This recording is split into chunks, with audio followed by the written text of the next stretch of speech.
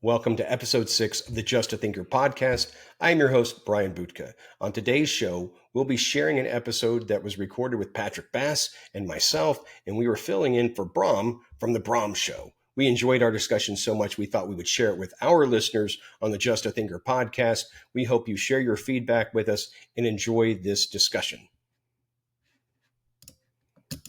Welcome to Brahm Show.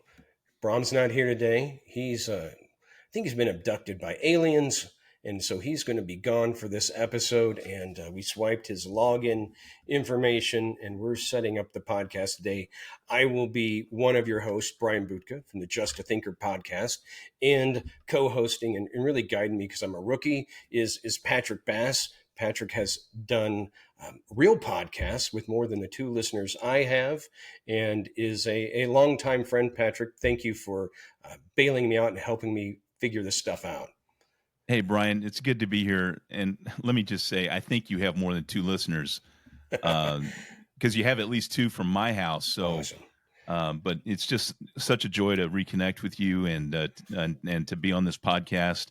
I have not yet met Brahm. I'm hoping to do so at some future point. But in any event, I'm just happy to be here with you today, and I'm looking forward to our discussion.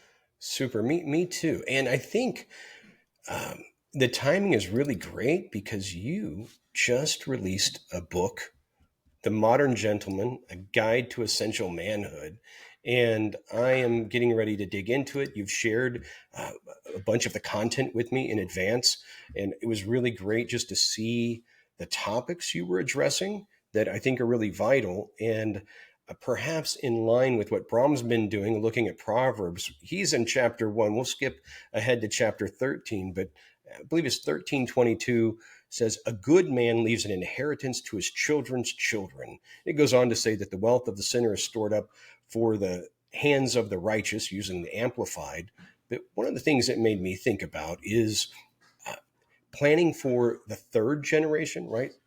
Planning not just for our children, but for our grandchildren and beyond. And again, it just makes me think that there's wisdom in there in planning well beyond our immediate needs and those of our children, but our grandchildren, which certainly is a different approach. And I actually heard another podcast host just mentioning just that mindset shift from that immediate need to teaching, planning internally in our homes for that third generation, teaching our children the same.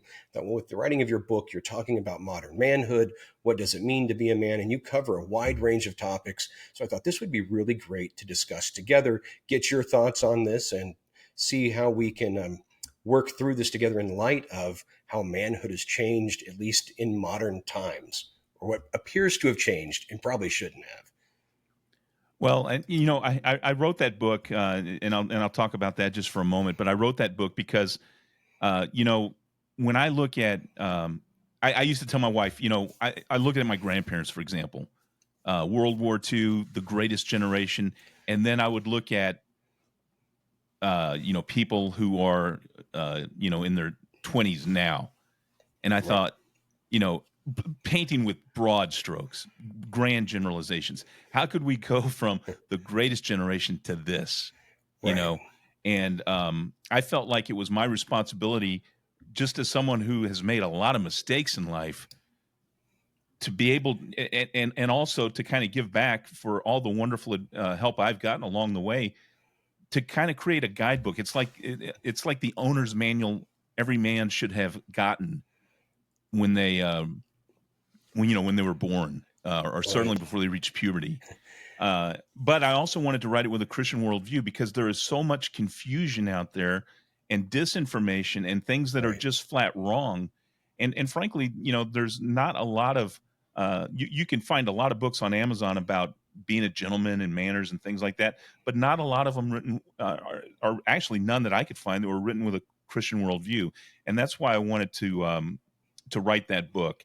At least young men could say no one has ever told us. Right. Well, I think the two go hand in hand. Uh, Again, being a bit of a podcast junkie myself, Rabbi Daniel Lapin talks about the scripture being ancient Jewish wisdom and how it explains how the world really works. And even for someone who's not a believer, the wisdom of Scripture is vital. It really does tell us how the world really works. And as a believer, um, that's even more important, right? Scriptures are our true north, right? That we know this to be true. And having someone say, here, I've pulled out these things, especially for Americans, Westerners, modern times, trying to live out what does it mean to be a real man, not just male. Scripture is integral to it, and you're right. As believers, I think we often, as Christians especially, we're probably not as good as our Jewish brethren at being very intentional in how we transmit wisdom through the generations. Now, for me, that could just be a reflection that I grew up with not my father in the house, but various stepfathers, right? So there wasn't consistency there. Maybe that's just me, but I don't think, correct me if I seem off. I don't think as a culture, as believers, we are real intent as intentional as we should be. Again, that's the reason for your book, right? How can we be intentional in teaching this wisdom on what it's like to be a man and helping those next generation of men do the same? Yeah, and the scripture that you brought up, Proverbs 13:22, I think really talks about and it underscores a responsibility that Christians have, and men in particular, Right, since we're supposed to be the leaders of our house, right, that we have an intergenerational responsibility, uh, a, a duty, if you will, to think beyond our own lifetime. And so, there's this thought of planning for our children's children. Uh, and I think that goes something far beyond financial stability and enters, an ethical dimension, right. something that certainly could include wealth. But I think in a grander sense, and I think this would be even more valuable than money, setting a standard of moral conduct and responsibility. Agreed, right? That character, ultimately, right? Our character, our moral conduct. Our son, Courtney's and my son, Brendan, is 17. He's getting ready to graduate. And at least one of the things I've hoped, at least in my mind, I've tried to talk about. I hope it didn't happen just in my mind, but explain to him because he's more capable intellectually than I was at his age. His math skills are fantastic. Mine were terrible. So he's got the intellectual capacity, and we would often talk about how the most important thing as parents we can pour into you, son, is to help your character development, right? That the character instilling character in our sons and daughters, but especially our sons, is vital in trying to make sure he's connected to the Word, to the Lord Himself, not just right. It's his parents' faith that he's hanging on to, and then yes, and I know I have to get better at. This is where I thought it would be great for discussion. Is right what would that look like? What are some ways it would look like to think, are we teaching not only our immediate children, but how to prepare and put in a mindset that is multiple generations, right? Because I can appreciate that's distinctly different than me just trying to get Brendan ready to go out and be a dad. But how is he being prepared to be a grandfather, right? Right. And I think what you're alluding to really is just to what extent are we as men modeling behavior that we want to pass on to our children and our grandchildren. I think that's one of the most potent ways we have to influence the character of the next generation is by modeling behaviors that we want them to exhibit. Children and grandchildren, I think, and I have three little granddaughters that live in San Antonio. I'm in Fort Smith, Arkansas, and I don't get to see them nearly enough, but um, I know that they learn a great deal by observing behaviors and attitudes and ethical practices of their parents, and Right, then on those times when they're around me and my wife, uh, they're watching everything we do, right. and they're like these little sponges that just soak it up. And so I think we have a responsibility to demonstrate, honesty and kindness and resilience and responsibility and all those things I talk about in the Modern Gentleman. And you're right, because as the cliche goes, and it's true that our example will be louder, right? Shout louder than our words. And yes, that is often painfully true. I realize as there are moments where I try to give my son some guidance, like, hey, why didn't you do this? If you did this thing, your life would be better. And then immediately it's like the voice of God in my head going, Brian, if you did the things I encouraged you in the word, there'd be less painful parts of your life if you it wouldn't hurt so bad if you followed this wisdom. And so Right. yes, the example, working diligently to provide that example, in all aspects of our life, right, in our faith, trying to live that out, and trying to be good stewards of our finances, so there's something uh, left, if you will, not just left over, but intentionally set aside. And probably that planning process, I think, applies to all those things, right? If we're looking to be very intentional of teaching character and ethics that will skip a generation, right? So intense that it's thoughtful of here's how we're planning for future generations, to make that a mindset. I guess that probably also goes back to um, how we honor our parents, right? Was it the first commandment with a promise, right? Honor our mother and father, which I think at times, that's why, because the Bible didn't command us to love them. Parents we love our children, but the children are commanded to like honor our parents. Probably because we get frustrated with our parents. Maybe that's why or God in the Old Testament didn't command us to love them, but to honor them and uh, show that respect. Maybe that goes both ways in teaching for those multiple generations. Is that off track? I don't think it is. I'm and I guess we could get into a whole conversation of what is the responsibilities included within the broad topic of honoring. Well, You know, I do wonder about that one at times. Yes, maybe that's good for the next podcast. But in teaching that generation, right? How do we prepare them for the third generation and beyond? Also made me think of, and I'm stealing some of this from others, but building on what someone had said is not only just thinking about, am I working on my career and sort of mine and my wife's assets, but positioning things as family assets, so to speak. Sort of a person referred to, think of Abraham in the Old Testament when his family worked in the family business, right? There were things that the children would inherit. We talk about farm and animals, but that was a business, right? Uh, the cattle, those different things represented wealth. In the same way as if you had a ranch today with 50,000 head of cattle, that would represent some wealth. And how the process is involving them in some way in the family's assets, so that they're tied to the family business, if you will, whether that's we own rental homes or we have a company that does coding or whatever it may be. And it really made me think, I know I've thought more just the next generation, as opposed to how can I think about creating something that's multi-generational, whether it's business or even how we approach trying to live out our faith in serving others, talking about how do we instill that in them, thinking very specifically, what does it take to build that into the kids so that it impacts my grandchildren, their children. that's a great that's a great talking point, Brian. And two things come to mind. One, I think I have an answer for you. But the other thing that I want to bring up is, you know,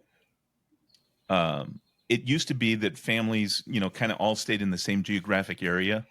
Right. And now it's very common to be spread across the country. And certainly that's the case in my family. I live in one state. My parents and uh, daughter and grandchildren live in another state, and and at one time they lived in another country. My Oh, daughter and grandchildren and son-in-law lived in another country. So they kids grow up and they move off and they go do their own things now. It used to be, if you had a family business, like, something as simple as like a shoemaker, or right. a candle maker, whatever it was. The children were apprenticed up throughout their years of growing, and they worked directly under a master craftsman Right. who, at some future point, would turn that business over to them, and they in turn would become the master. And in a modern society, that's not. I guess that could still happen, but it's certainly not typical. It's not. I had, without, not in the context exactly of what we're talking about. I'd been around a family. One of the jobs I'd had a few years ago was sales manager for a supplement company, Himalaya Herbal Healthcare or Himalaya Herbal Healthcare. And it was a family owned business. It started in India. It's now headquartered in Dubai, but I got to work with the grandson of the founder, who he is CEO of the Americas, and they're based in Sugar Land. And it was really interesting to hear him talk, because he would share that there were times growing up that he would be with the family at work, be with his grandfather in the office, or his dad, and they would be on a phone call or doing something. And he just got the experience of listening to his grandfather and father handle business situations. So that an informal apprenticeship, if you would like, right? And to get to see that experience. And you're right, that is very uncommon. And I think, at least in modern Western culture, our individualistic attitude, and I will be transparent, every time my pastor reminds me about our very individualistic Western ways, it really, it hurts a little. It's important that I think he does, right? But there's that part of me that's like, oh, that's a good thing. But then I realize, oh, there are all these aspects of when I have a very individualistic approach to things that I'm probably missing out on a lot of opportunity, things of this nature, right? Where we don't naturally think of, whether it's an apprenticeship, the children in the family business, or any endeavor, but certainly kind of a family business. And where you're thinking, this takes time. In those moments where you're doing such a thing, or you mentioned a craft, right? If you were making candles or shoes, all the lessons that get taught in that, working with your child or your grandchild in those situations, right? From how to do your craft well to, you're mentioning ethics, right? How we handle a situation, right? From a supplier or a customer or a team member, right? Even if it's a small business, you might have two or three people, whether it's the candle example, which there are modern candle makers and shoemakers, or you're learning plumbing. A good friend who's now, grew up with us at church, Andrew Ross goes by Drew. Drew has his own plumbing company, but he worked under another plumber, right, through that apprenticeship. It happens to be a pastor, Donnie Husledge.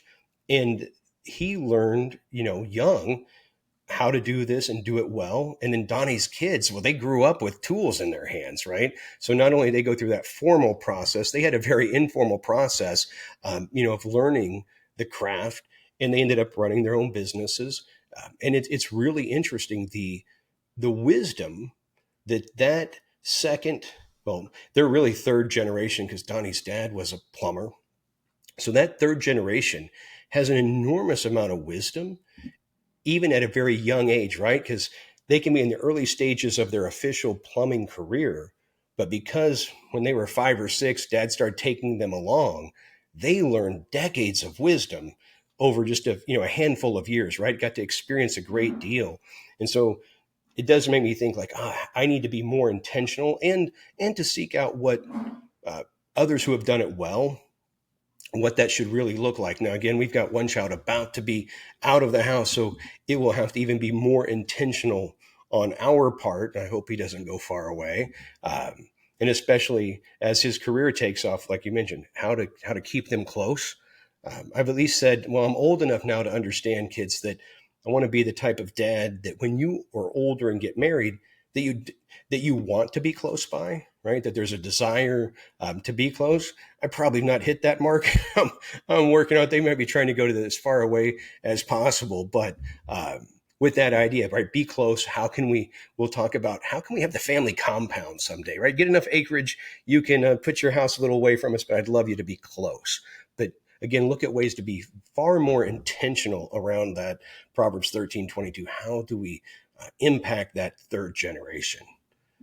Just a couple of anecdotes here. It's a cycle of life, because as a young man, all I wanted to do was get away, Right. right? Me too. And now as I'm entering, uh, well, let's face it, I've probably got more behind me than I do ahead of me. Okay. Me as well. And I remember when Donnie's son Chris was a little boy, so I feel like I'm really getting old now.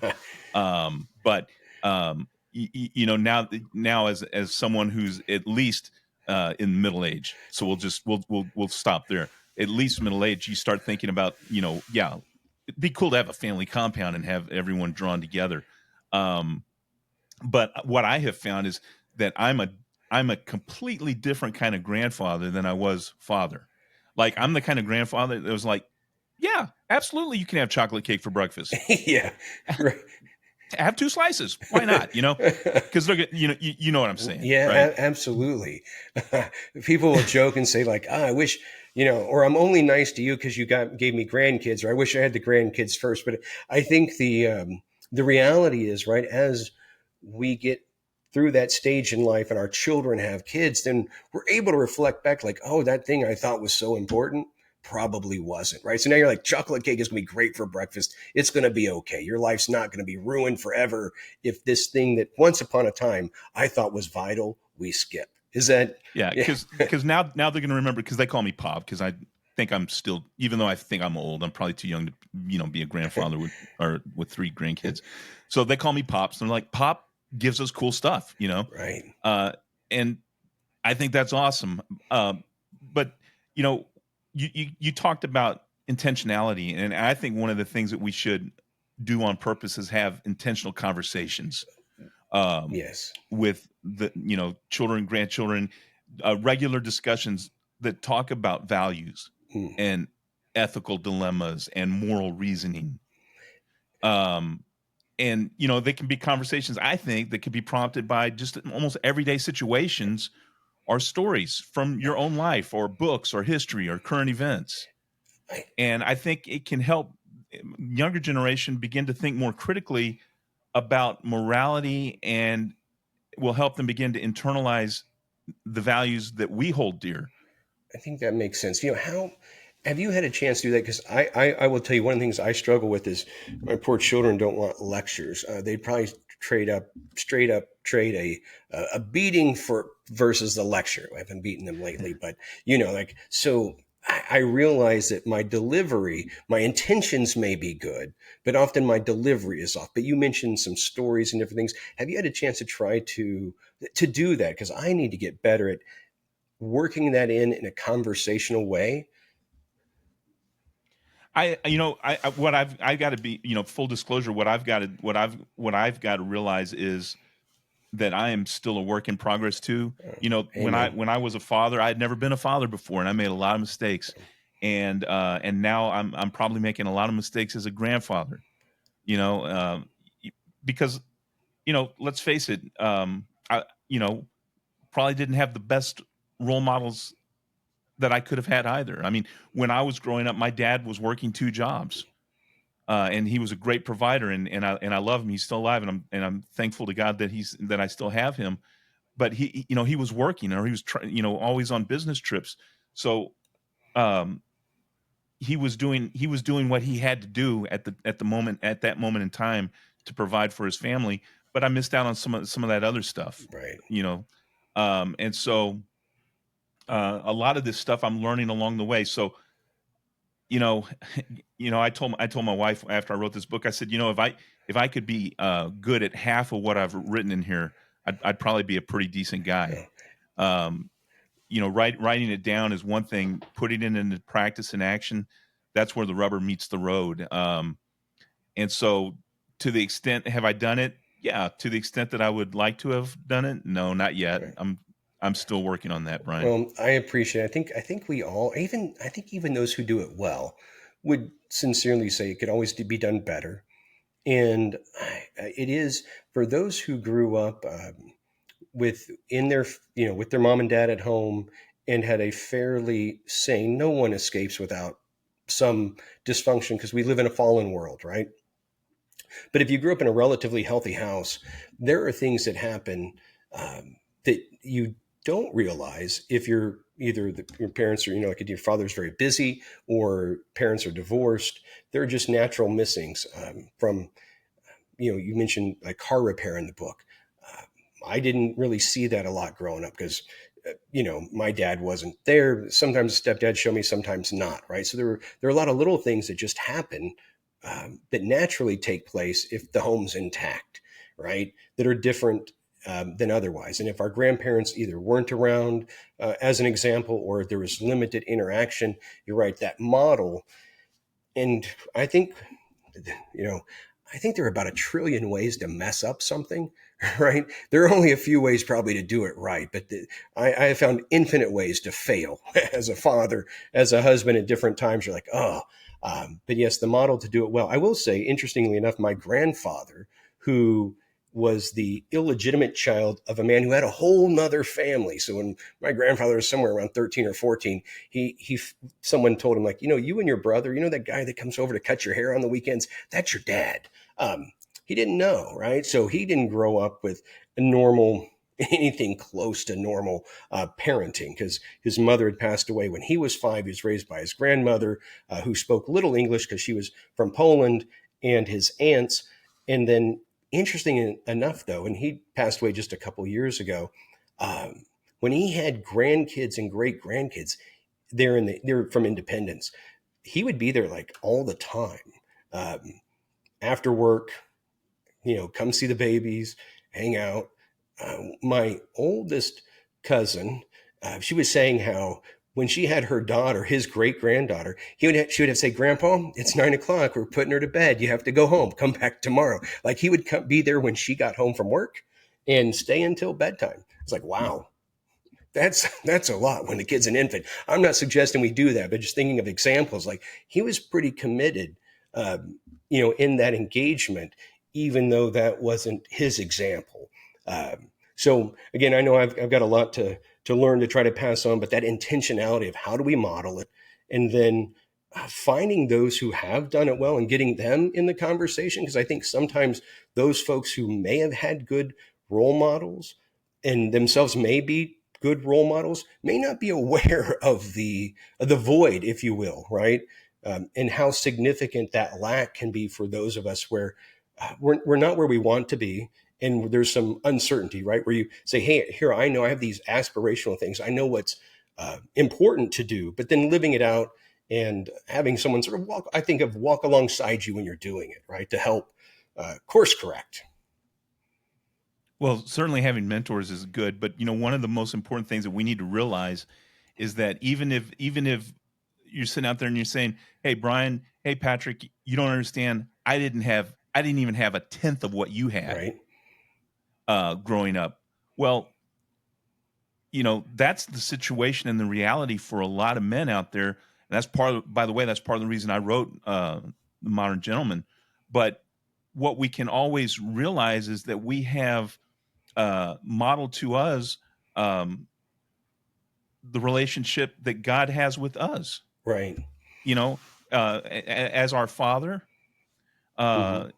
and that relationship. And if you think about it, we in life, even devout Christians who are seemingly doing everything right, face challenges, face Mm. adversity, and I think in a similar fashion, we should allow our children to face challenges and adversity and assign them responsibilities uh, to help develop their character.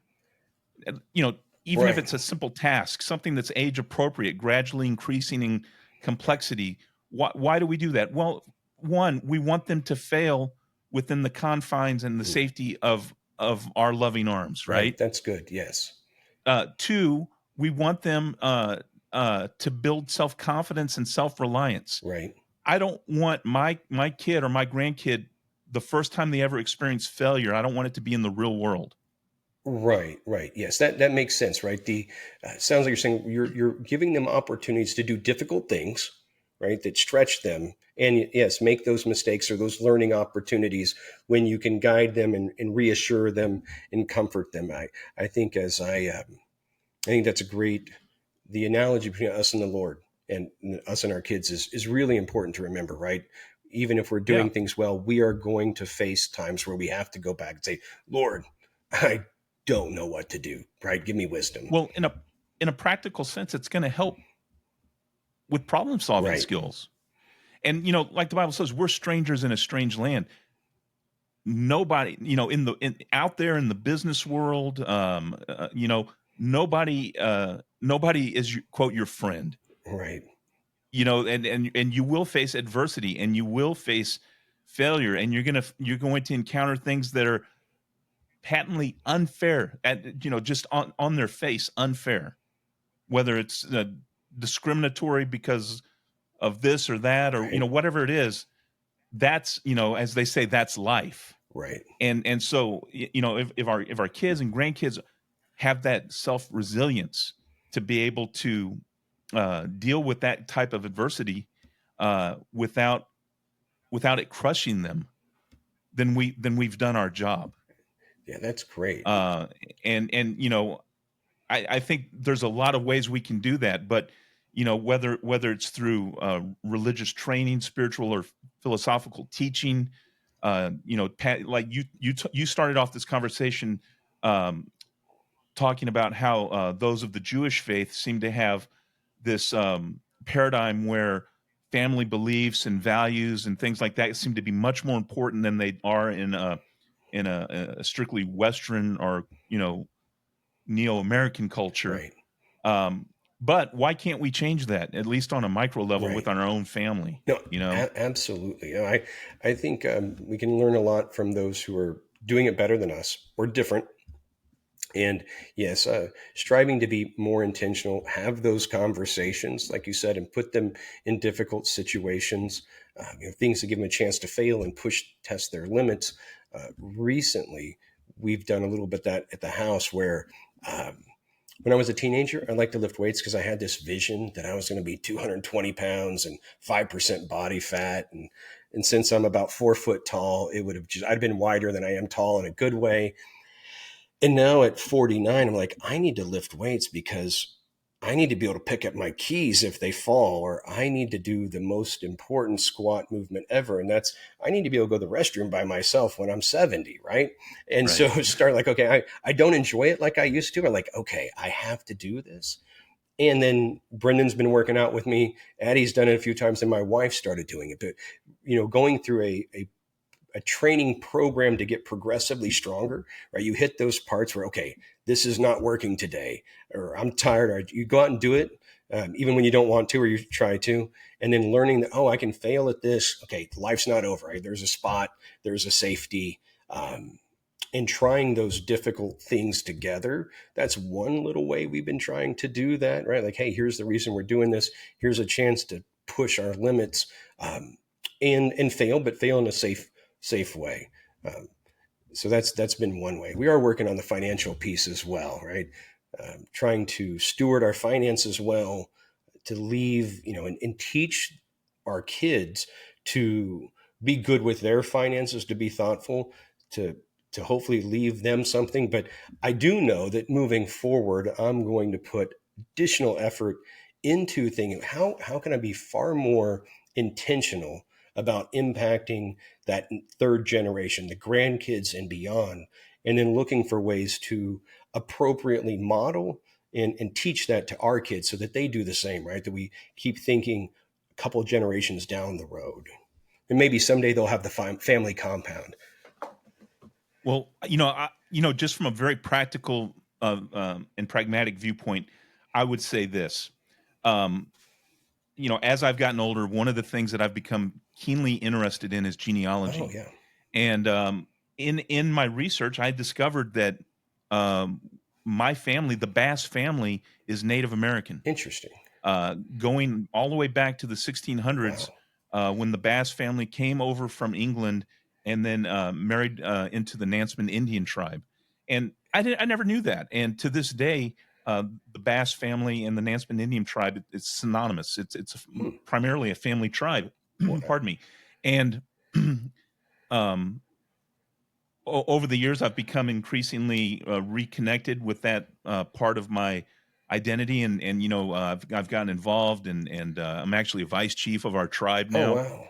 And one of the cool things that I've been able to pass on to my daughter and now my grandchildren is this legacy of this is our family, uh, all the way back to early 1600s. And so that's something amazing that I can pass on to them as part of our legacy. Right. But what I would say is, you know had I never done that, and my grandfather's the one that started this journey, and he'd hit a roadblock in research Okay. that I was able to crack after years of just going through records one key piece of information that unlocked this entire new reality for us. Um, Make sure you write this stuff down, because once you're gone, Mm, that information may vanish with you. makes So sense. that's one thing in a very practical sense that you could provide as a legacy to your children. The stories that you remember now about your your your father and your Hmm. grandfather and your great grandfather.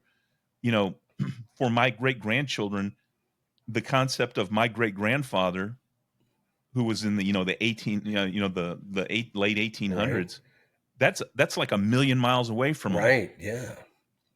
But I was that one connection where I was actually still alive when they were Oh, alive, and now I'm alive where my grandchildren are alive, so right. they still have that direct connection back at least two generations. Very cool. So capture all of that stuff, write it Right. down, man, because when we're gone, you don't want that's part of our legacy that we're leaving behind, I think. I think that's great wisdom, and it reminds me when you think about this. I think writing it down so it's documented that way, and then I think it was Patrick Bet David said everybody should have a podcast. He goes, "Here's why: so your grandchildren can know what you think." So it sounds like too it might be a good idea, along with writing it down so we don't delete it, but written down, saved, but maybe also a video, right, to uh, capture your image, your voice, telling your yet unborn great grandchildren about the family. Right, we have all this technology. We can do it in multiple Right. ways, right? Have it well documented. And yet, you're right. I hadn't thought about it that way. Your connection to your grandparents and your grandkids' connection to be able to look back to the late 1800s. It's really interesting to think about that, right? Long time ago, and I wish I could remember who I heard this from so I could give them attribution. I heard a preacher say something to the effect of, and I mentioned this in my book, every week, work on something that is going to outlive you. Oh, that's good. That's good. And whether that's, like you said, a book or a podcast or a writing or something, there's all kinds of cool technology now, where you can sign up and they'll send you a question a day every day, and you write an answer, and then at the end of a year, they send you your book. Okay. Yeah.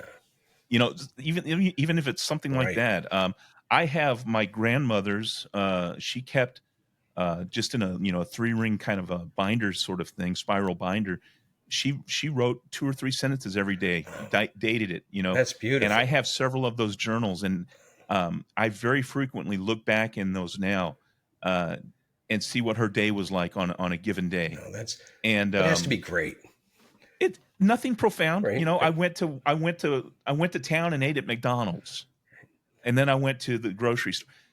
But to have that connection, to see what she did on that day at Right. that year, it means so much to me. Yeah, I can. And I treasure those journals as one of my most precious possessions.